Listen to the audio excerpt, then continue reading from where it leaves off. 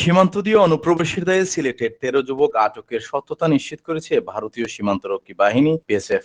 BSF ৪ ব্যাটালিয়নের কমান্ড্যান্টের সাথে BGB ৪৮ ব্যাটালিয়নের অধিনায়ক আলোচনা করে আটকের বিষয়টি নিশ্চিত হয়েছেন। বিজিবি ৪৮ ব্যাটালিয়নের অধিনায়ক লেফটেন্যান্ট কর্নেল মোহাম্মদ হাফিজুর রহমান।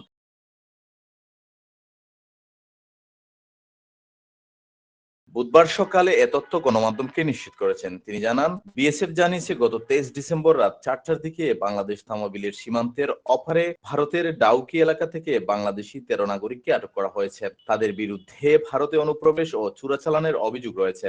পরে তাদেরকে ডাউকি থানা পুলিশের কাছে হস্তান্তর করা হয়েছে।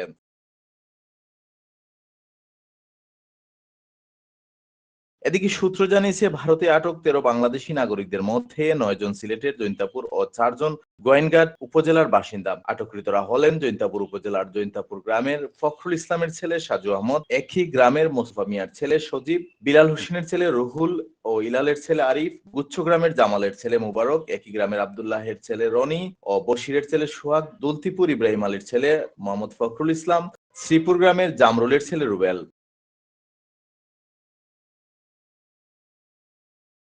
গোয়েনঘাট উপজেলার বারোহাল গ্রামের আইয়ুব আলীর ছেলে শামীম, একই গ্রামের সিদ্দিক আলীর ছেলে হাবিব আহমদ ও শান্তিনগর গ্রামের মোহাম্মদ আলীর ছেলে ইব্রাহিম ও তামাবিলের মতিনের ছেলে নয়ন। স্থানীয় সূত্র জানায়, গত রবিবার জাফলং জিরো পয়েন্ট এলাকা থেকে ১৩ জন যুবক ভারতে অনুপ্রবেশ করে। রাতে ফেরার পথে তারা বিএসএফ এর হাতে আটক হন। পরে বিএসএফ তাদেরকে ভারতীয় পুলিশের কাছে হস্তান্তর করে।